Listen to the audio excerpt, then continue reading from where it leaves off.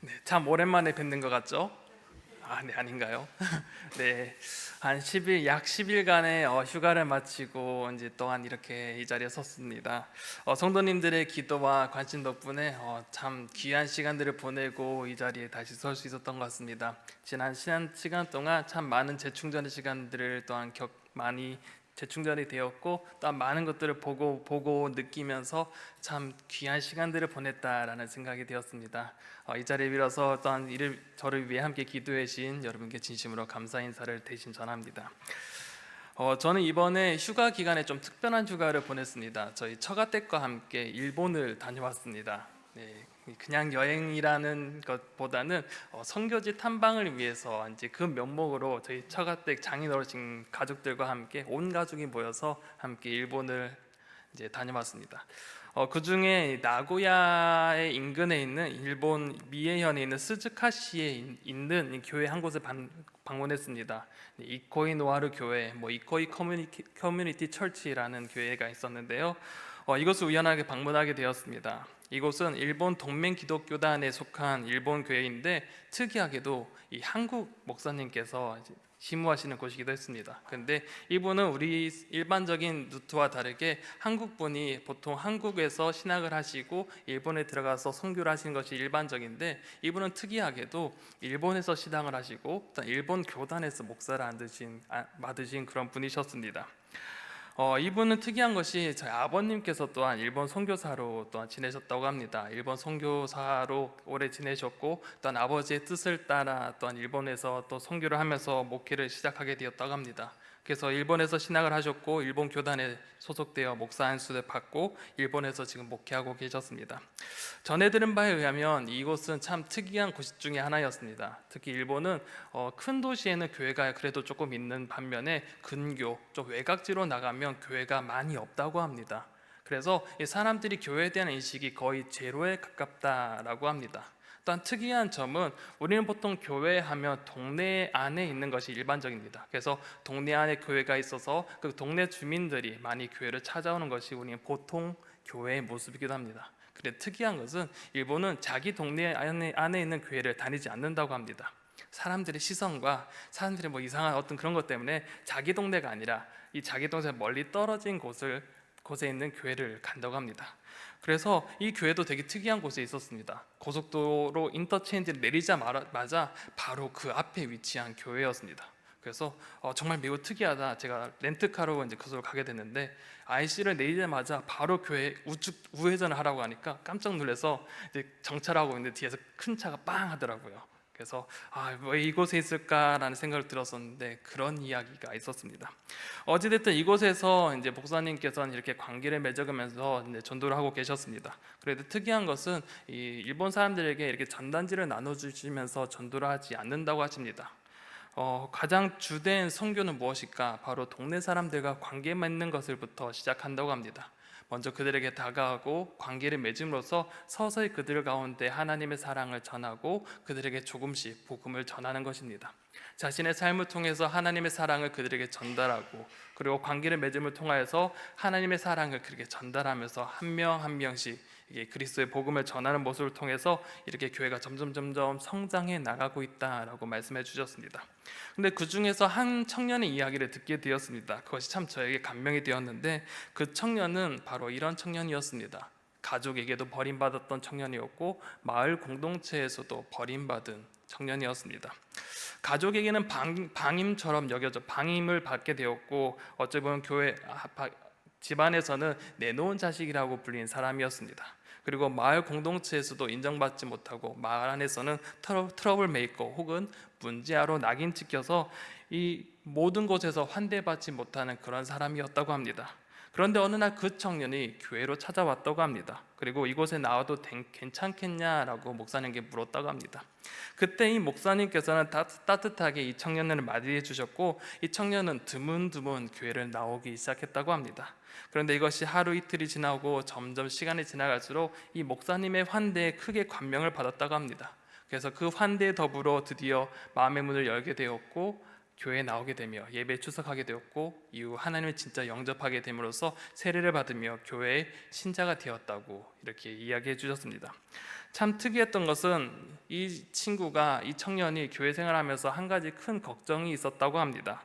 그것이 무엇이냐? 자신도 곧 결혼을 해야 될 텐데 자신이 태어났던 그 환경과 자랐던 환경들이 매우 좋지 않아서 그것을 답습할까라는 걱정을 하고 있었답니다. 자신도 가족에게 사랑을 받지 못한 터인데 내가 가정을 이끌어 갔을 때 나의 자녀에게, 나의 배우자에게 또한 나이가 받았던 그 방임과 학대처럼, 차별처럼 그렇게 나의 자녀와 배우자에게 그렇게 해야 하지 않을까라는 걱정이 앞섰다고 합니다. 그럴 때 목사님께서는 자신의 삶을 통해서 이 청년을 가르쳐 주셨다고 합니다. 자신의 가족의 그 화목한 모습을 통해, 그 삶을 통해서 하나님의 사랑을 경험하게 해주셨고 가족 간의 따뜻한 그 화목을 경험하게 했다고 합니다. 같이 식사하면서 자신의 딸과 자녀 아들에게 어떻게 대해주는지 그 청년에게 보여줬고, 또 자신이 어떻게 삶을 통하여서 하나님과의 그 화목한 관계를 누리는지 삶을 통해서 보여주었다고 합니다. 그러자 그것에 감명을 받고 힘을 내어서 이 청년이 결혼하고 자신의 아들을 낳았다고 합니다. 그런데 다행히 자신의 부모의 모습을 답습하지 아니하고 이 자신의 자녀를 잘 양육하고 사랑으로 잘 케어한다고 합니다. 그리고 올 초에는 둘째도 출산하게 돼서 이 4명의 가족이 함께 생활하게 됩니다. 이 목사님을 만난 이 청년, 모든 사람들이 환대를 받아보지 못한 모든 삶의 관계가 끊어지고 깨어진 이 청년에게 목사님을 만나면서 또 하나님을 만남으로써 그의 삶에 불화가 아니라 화평을 누리게 된 이 이야기를 들으면서 이 여행 내내 이 청년의 이야기가 계속적으로 제 마음속에 걸렸습니다. 정말 우리가 그리스도인의 삶을 살아갈 때 우리는 어떠한 삶을 살아가야 될까 언제나 고민할 때가 참 많이 있습니다. 그리고 우리는 어떻게 살아야 되지 정말 그리스도인답게 사는 것일까라는 질문을 언제나 하게 됩니다. 이런 것을 생각할 때 저는 이 청년의 모습과 이 목사님에 대해서 늘 생각하게 되었습니다. 그러면서 하나님께서 정말 우리에게 주신 직분과 사명이 무엇일까? 그것을 바로 오늘 본문에 나타난 화목하게 하는 직분이라는 것에서 답을 찾을 수 있었습니다. 화목하게 하는 직분, 이 화목이라는 단어가 무엇일까? 먼저 사전 한번 찾아보았습니다. 화목이라는 것은 화할 화자에 화목할 목자를 사용하여서 서로 뜻이 맞고 정다움이라는 뜻을 가지고 있다고 합니다. 그런데 이것을 더 확대해서 해석해 보면 사이좋게 지내다 혹은 다투지 않는다라는 것을 의미하면서 한마디로 말해 평화, 화평 혹은 하모니라고 볼 수 있을 것 같습니다. 이렇게 이 화목이란 단어는 어떤 관계적인 측면에서 원만하고 좋은 관계를 형성하고 있는 것을 뜻하는 것입니다. 그렇다면 이 반대가 무엇일까요? 화목의 반대, 당연히 불화라고 할 수 있을 것 같습니다. 그렇다면 이 불화는 어떻게 생겨날까요? 우리 삶의 주변에서 불화가 일어날 때가 참 많이 있습니다.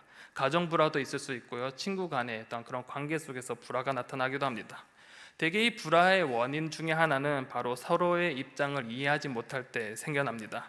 특히 나의 기준에서 벗어나게 될 때, 내가 상대방을 이해하지 못했을 때, 그것이 상대방의 행동이 나타날 때 내가 불편하게 여겨지게 되고, 이것을 이해하지 못할 때 관계에 단절이 일어나게 되고 혹은 불편한 관계로 형성되기도 합니다. 예를 들어서 다른 사람이 다 이렇게 생각하는데 상대방이 튀는 행동을 했을 때 우리는 어떤 반응과 어떤 생각을 하게 되겠습니까? 보통 쟤는 왜 저래? 라는 말부터 나올 것입니다. 한 가지 상상을 해보았으면 좋겠습니다. 여러분 머릿속에 이 동그라미를 여러 개 한번 떠올려 보시면 좋겠습니다. 특히 정렬해서 여러분이 동그라미를 쫙 한번 상상해 보셨으면 좋겠습니다. 그런데 그 중에 한 곳에 세모를 한번 그려 놓아 보시기 바랍니다. 여러 정렬되어 있는 동그라미 속에 세모 하나가 있다면 여러분 가장 먼저 무엇이 눈에 띄시겠습니까? 수많은 동그라미가 먼저 관심을 가지시겠습니까? 아니면 이 각진 세모가 먼저 눈에 띄시겠습니까? 우리는 당연히 이 각진 세모가 먼저 눈에 들어오게 됩니다. 일반적인 기준에서 벗어난 것이 우리 눈에 먼저 들어오는 것이 우리의 일반적인 모습입니다. 대부분의 모양은 기준에 맞춰 동일하게 맞춰지고 정렬되어 있습니다. 하지만 독특한 것 하나, 그것이 있다면 바로 눈에 띄게 되고 어쩌면 그것은 사람들을 불편하게 만든 것 같습니다. 우리는 이것을 또한 잘 보게 되면 참 그렇지 않지만 일반적인 눈으로 볼 때는 불편한 것, 참 이상한 것으로 보게 됩니다. 우리가 살고 있는 사회 관계도 이와 같습니다. 보편적이라고 말하고 생각하는 것들이 있습니다. 이 보편적이라 생각하는 사회적인 기준과 사회적 함의가 있습니다. 그런데 이것을 조금이라도 벗어나게 되면 우리는 어떻게 할까요? 모난 부분을 깎아내려 하고 그것을 다듬어서 우리 기준에 맞추려고 노력을 합니다. 하지만 이러한 것들이 먹히지 않을 때가 있습니다. 아무리 교육을 통해 이것을 깎아내려 해도 잘 되지 않을 때가 있습니다. 그렇다면 우리는 너무나 쉽게 이것을 배제하고 차별할 때가 참 많이 있습니다. 차별하고 공동체의 일원으로 배제하는 것, 어쩌면 이것이 가장 쉬운 모습이기 때문에 우리는 그 각진 사람, 튀는 사람들을 우리는 우리의 사회 구성원에서 배제하기도 합니다. 이것이 가장 쉽기 때문입니다. 왜냐하면 이 사람을 이해하기는 너무나 시간과 노력이 많이 허비되기 때문입니다. 시간이 곧 돈이라 말하고 시간이 곧 우리 가운데 많은 것들을 준다고 이야기하기 때문에 이 사람을 이해하고 이 사람을 받아들이려고 하는 시간을 허비하는 것보다 그 사람을 배척하고 우리의 생각에 저 멀리에 던져놓는 것이 가장 쉽고 합리적이라고 생각하기 때문에 우리는 나와 다른 것에 대해서 인정하기보다는 오히려 우리는 우리의 눈을 가리고 그것을 배제할 때가 참 많이 있습니다. 어쩌면 우리 서도에 나는 이코이 노하루 교회에 있는 이 청년이 아마 이러한 모습이 아닐까 생각되어집니다. 참 다른 일반적인 기준의 모습과 참 다른 청년이었겠지만 이들을 포용하고 이들을 감싸고 공동체 안에 들어오기보다는 오히려 너무나 쉽게 배제하고 차별하고 오히려 공동체에서 배제했던 것이 그 청년의 상처가 아닐까 생각되었습니다. 그렇다면 우리 기독교인은 이러한 사회 속에서 어떠한 삶의 자세를 가져야 될까 우리는 질문 던질 수 있습니다. 그리고 우리가 말하는 사회의 보편적인 기준이 아니라 무엇을 기준을 삼아 우리는 삶을 살아야 될까 우리는 생각해 보게 됩니다. 성경 우리에게 다음과 같이 말씀합니다. 18절에 보면 모든 것이 하나님께부터 났으며 그가 그리스도로 말미암아 우리를 자기와 화목하게 하시고 또 우리에게 화목하게 하는 직분을 주셨으니 라고 말씀합니다. 먼저 성경은 우리에게 우리가 어떠한 존재인지부터 밝힙니다. 우리는 하나님과 어떠한 관계 속에 있었을까요? 우리는 하나님과 원수된 관계에 놓여져 있었습니다. 18절 상반절과 같이 모든 것이 하나님께로부터 났다라고 기록합니다. 하나님께서 온 천지 만물을 만드셨고 모든 것을 조화롭게 하셨습니다. 그리고 모든 것을 화목하게 만드셨습니다. 하나님과 피조물 그리고 피조물과 피조물의 관계가 모두 화목하고 조화로웠습니다. 그런데 이러한 평온한 관계를 깨어버린 사건이 있었습니다. 바로 인간의 죄, 하나님에 대한 반역으로 그 모든 것이 불편하게 되었습니다. 인간의 죄로 인해 모든 관계가 불편해졌습니다. 하나님과의 관계가 불화가 생겨났고 사람과 사람 그리고 사람과 피조물 간에 불화가 생겨났습니다. 결국 사람은 모든 관계가 깨어진 채 살 수밖에 없었습니다. 너와 나를 구분짓게 되었고 또한 무리와 무리를 구분짓게 되었습니다. 또 이것이 시간이 흘러서 인종과 계급 그리고 계급과 성, 이 수많은 구분과 차별의 역사가 우리의 인생의 여정 속에 많이 나타났습니다. 그런데 하나님은 이러한 상황 속에 우리를 그저 내버려 두지 않았다는 것이 가장 중요할 것 같습니다. 하나님과 사람, 사람과 사람, 그리고 사람과 피조물 간의 관계가 다시 조화롭고 화목하게 되길 하나님께서는 원하셨습니다. 이를 위해 중요한 것은 이를 해결하기 위해 가장 필요한 것이 있었습니다. 바로 이 죄의 문제를 어떻게 해결할 것인가입니다. 인간의 죄를 해결하기 위해서는 누군가의 희생이 필요했습니다. 중요한 것은 그 희생의 대상이 죄가 없어야 됐습니다. 그래서 하나님은 이것을 위해 죄가 없으신 단 한 분, 예수 그리스도를 우리에게 내어주셨습니다. 하나님께서는 예수 그리스도를 이 땅에 보내주심으로 그로 말미암아 인간의 죄를 대신 짊어지게 하셨습니다. 그리고 예수님은 하나님의 뜻에 순종하셨고 사람의 그 모든 죄를 대신 감당하셨습니다. 인간의 모든 죄를 짊어지셨고 또한 우리를 대신해서 죽으셨습니다. 예수 그리스도의 대속으로 인해 우리는 하나님과 화목을 누릴 수 있게 된 것입니다. 21절과 같이 하나님의 죄를 알지 못하신 즉 이 예수님을 우리에게 대신하여 죄로 삼으신 것은 우리로 하여금 그 안에서 하나님의 의가 되게 하려 하심이라 말씀하심으로써 이 예수님을 통해 우리는 의롭다고 우리는 칭함을 얻게 되었습니다. 예수 그리스도의 죽음과 부활, 이것을 통해서 우리는 깨어진 관계가 회복되어지고 하나님과 화목을 누릴 수 있게 되었습니다. 그렇게 누구든지 예수 그리스도를 믿게 된다면 그로 인해 새로운 피조물이 되게 하셨고 하나님과 화목을 누리게 하셨습니다. 그렇게 사도 바울은 오늘 보면 17절에 보며 그런즉 누구든지 그리스도 안에 있으면 새로운 피조물이라 이전 것은 지나갔으니 보라 새 것이 되었도다 라고 말씀하시면서 이 예수 그리스도를 믿음으로 말미암아 이 예수 그리스도로 인해 새로운 피조물이 되었고 새 것이 되었다고 선언하고 있습니다. 죄의 사슬에 묶였던 우리는 이 예수 그리스도로 인해 자유를 얻게 되었고 이 하나님 나라 백성으로서 다시 태어나 그 백성답게 살게 되었습니다. 그리고 하나님은 자신과 화목하게 된 우리를 향하여서 하나의 사명을 허락해 주셨습니다. 그것이 바로 19절에 기록되어졌는데 19절을 함께 읽어보겠습니다. 곧 하나님께서 그리스도 안에 계시다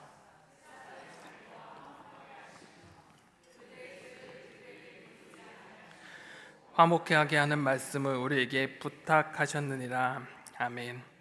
하나님께서는 우리에게 어떤 것을 허락하셨습니까? 바로 화목이라는 것을 허락해 주셨습니다.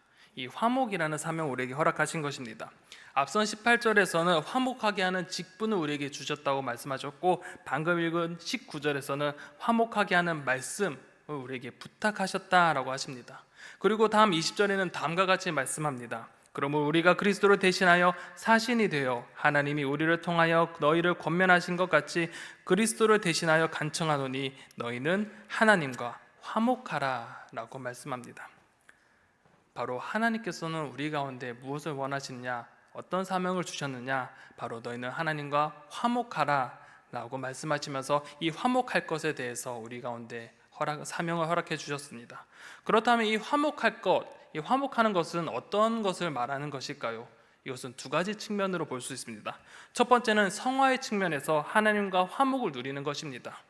하나님과 화목을 누리는 말씀은 우리가 하나님과의 관계 속에서 화목하지 않다라는 것이 아니라 이 성화적 측면에서 하나님과 매일매일 관계 속에서 그분과 함께 교제함으로 그분과 함께 화목을 누리라라는 것입니다. 이를 위해서 무엇이 필요할까요? 우리는 성령의 도우심이 필요합니다. 성령님을 의지함으로 우리가 하나님과의 관계에서 하나님과 함께 동행하며 그분의 말씀에 따라 순종하며 살아가는 것, 우리가 말씀과 기도로 거룩하여짐으로써 하나님과 화평한 관계를 누리는 것, 이러한 삶을 매일매일 살아가는 삶, 그것이 하나님께서 우리 가운데 원하시는 화목을 누리는 것, 우리 가운데 말씀하시는 것입니다. 그럼 두 번째 측면은 무엇일까요? 두 번째 측면은 화목하게 하는 말씀, 즉 복음을 전하는 삶을 사는 것입니다. 우리가 하나님과 화목을 누리는 것을 넘어 하나님께서는 이 많은 이들이 우리와 같이 하나님과 화목을 누리기를 원하십니다. 이를 위해 우리에게 화목하게 하는 말씀, 즉 복음을 우리에게 부탁하셨고 복음을 전하게 하셨습니다. 그렇다면 이 복음이 무엇입니까? 바로 예수 그리스도입니다. 예수 그리스도를 통하여서 하나님과 화목을 누릴 수 있는 방법이 바로 이 복음이라는 것입니다. 예수 그리스도를 통해 하나님과 화평을 누리게 되는 이 복음을 우리만 가지고 있는 것이 아니라 우리의 이웃에게 전함으로써 이웃 또한 하나님과 화평한 관계를 누리는 것, 화목하게 관계를 누리는 것으로 나아가게 우리가 그들에게 복음을 전해야 된다는 것입니다. 그런데 이 복음을 전함에 있어서 꼭 필요한 것이 있습니다. 바로 우리가 어떠한 삶을 살아가느냐가 정말 중요합니다. 우리는 복음에 앞서 경험한 사람들입니다. 그리고 우리는 복음의 통로가 되라고 우리 가운데 말씀하십니다. 그런데 우리의 삶에 복음으로 인해 화목이 없다면 다른 이들이 분명히 복음에 대한 진정성에 의심을 하게 될 것입니다. 우리가 복음으로 하나님과 화목하며 더 나아가 이웃과 화목하게 된다면 세상 사람들은 이 화목의 이유에 대해서 궁금해할 것입니다. 그리고 더 나아가 우리가 전하는 복음의 진정성을 경험하게 될 것입니다. 바로 앞선에 말씀한 그 목사님의 말씀처럼 내가 어떠한 삶을 살아가느냐, 내가 하나님과 어떤 관계를 맺으면서 그들에게 하나님의 사랑을 어떻게 전달하느냐, 내 삶 속에서 어떻게 그 복음을 실천해 나가느냐, 이를 통해서 나를 통해 하나님의 복음이 그들에게 전달되고 하나님의 복음이, 하나님의 은혜가 나를 통하여서 이웃들에게 전달되는 것입니다. 그로 인해서 나를 통한 그 복음이 전달되어지고 이웃이 그 하나님의 복음을 듣게 되고 그로 인해 하나님과 복음 화목을 누리게 된다는 것입니다. 그런데 이 하나님과 화목하고 이웃을 화목케 하는 것은 이 머리로는 너무나 잘 알게 됩니다. 우리는 당연히 그렇게 해야 될 것이라고 우리는 생각합니다. 그런데 이렇게 실천하는 것이 참 어렵습니다.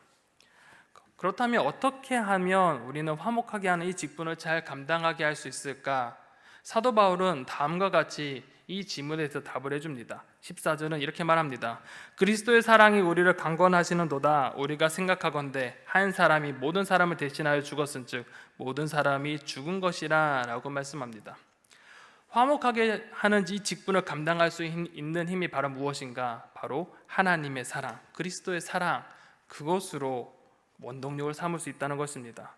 사도 바울은 이 전도 사역을 하면서 복음을 전하는 일에 매우 열심을 했던 사람입니다. 그런데 그의 삶 속에 우리가 너무나 잘 알다시피 모든 풍파와 모든 고난을 많이 감당해야 됐습니다. 하지만 그런 고난 속에도 불구하고 복음을 계속 전할 수 있었던 그 원동력이 무엇일까? 바로 이 그리스도의 사랑 덕분인 것입니다. 이 그리스도의 사랑 때문에 나를 위해 우리의 모든 인류를 위해 대속하신 그 그리스도의 사랑 때문에 그 사랑 때문에 내가 그 사랑을 이웃에게 전달할 수 있는 것입니다.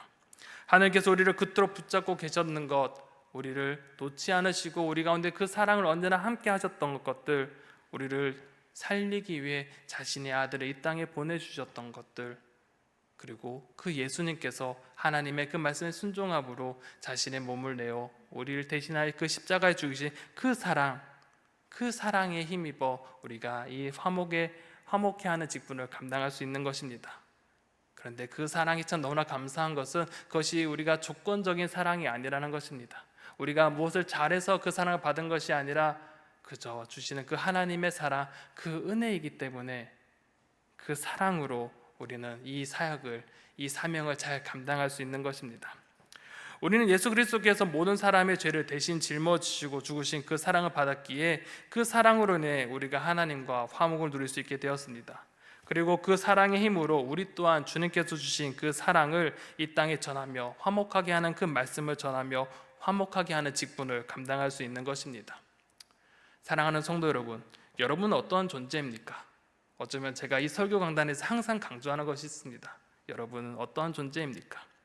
우리의 원래 존재는 우리는 하나님과 화목을 누리는 존재였습니다. 다만 우리 죄로 인하여서 하나님과 원수되었고 불화 속에 살아왔습니다. 인간의 죄로 인해 모든 관계가 깨어졌고 이를 회복할 수 없는 능력이 없었습니다. 하지만 하나님께서 인간을 사랑하셨고 깨어진 그 관계를 회복시키기 위해 예수 그리스도를 이 땅에 보내주셨습니다. 그리고 그 예수님은 우리의 죄를 대신 짊어지시고 십자가에 달려 죽으셨습니다. 또한 우리를 위해 부활하셨습니다. 하나님과 그 깨어진 관계를 회복할 수 있는 길을 예수님께서는 열어주신 것입니다. 오직 예수 그리스도를 믿음으로 우리는 새로운 피조물이 되었고 다시 태어나게 되었습니다. 예수 그리스도를 말미암아 우리 없다 칭함을 받게 되었고 우리는 하나님과 화목을 누리며 화평을 누릴 수 있게 된 것입니다. 이런 하나님의 은혜로 인해 우리는 새로운 삶이 시작되었습니다. 예수님을 믿기 전에는 나를 위한 삶을 살아왔지만 나의 만족을 위한 삶을 살아왔지만 이제 하나님의 나라를 위해 그 삶을 살게 되었습니다. 그리고 우리는 이 화목하게 하는 직분을 우리 가운데 허락해 주셨습니다. 이 직분은 복음을 통해 많은 이들에게 하나님과 화목을 누릴 수 있게 하는 역할을 말하는 것입니다.